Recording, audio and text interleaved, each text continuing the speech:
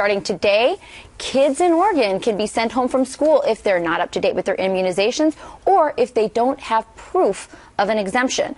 And it's those exemptions that are sparking debate as measles continues to spread across the country. The Oregon legislature is now trying to eliminate the philosophical waivers, but the proposal would still allow for medical and religious exemptions. So, is it time for the federal government to step in, or should these decisions be left up to the states? Well, you've got some kids, and I know you were just talking about those pictures of measles and little babies. Yeah, it's, you know what, it's hard to look at the sick little ones, and I've spoken on this before. I mean, I think that there's a way to get everybody to the table, and I think that's what these lawmakers need to be doing. Do we need big government to tell people to have shots?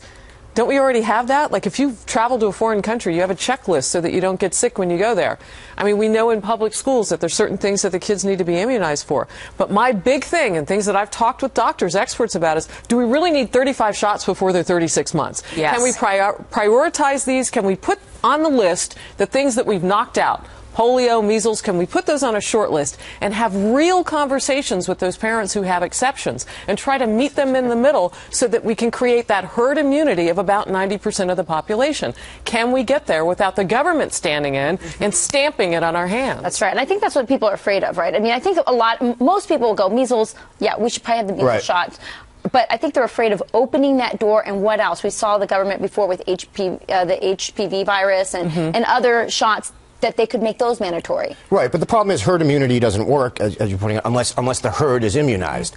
And well, only 90% of it, though. I think it's got to be closer to 95, 96 for what I've been reading. The doctors say 90, but well, I don't believe in doctors. But no, look, don't let those facts scare you. I would prefer. I trust my. Look, you like your opinion? I do. I like your tie. Thank you. I don't have kids, but I won't vaccinate them, because they're not real. If I had real kids, I would 100% vaccinate them.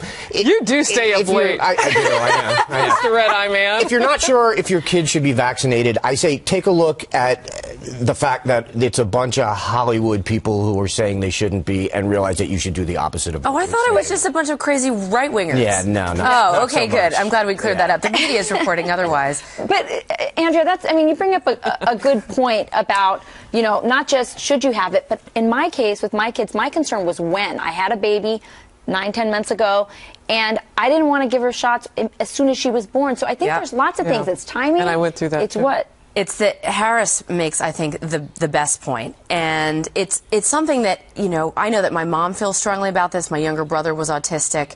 And the proximity of the vaccinations.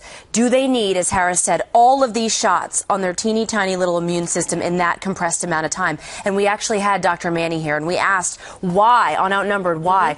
And his answer was, one of the big reasons was cost.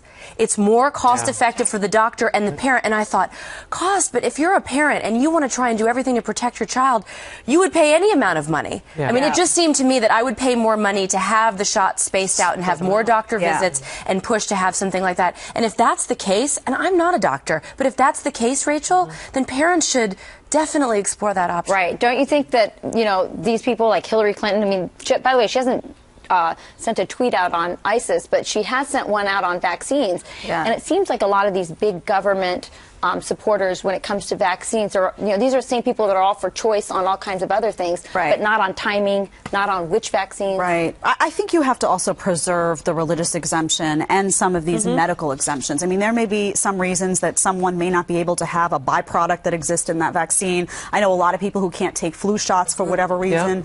So you have to be able to preserve that. You have to leave some of this to the states, and you have to leave it with the parents. There has to be a way. I think you're 100% right. For parents, if you're going to stand up for parental rights, then you have to stand up for the rights of those parents to determine what's best for their kids. And this is a big part of that. So I respect these parents that are taking issue with the way the state government and the federal government potentially could mandate that they take care of their children. Yeah, but vaccinate your kids. What's interesting, though, is that it's going to mean that people are going to have to communicate at high levels in order for that to happen. Because the 10% that is less, that can still build herd immunity. You don't need 100, you need 90. It should leave some space for all those people. You should have about 10% of playroom, but that means these agencies have to talk to each other. Absolutely.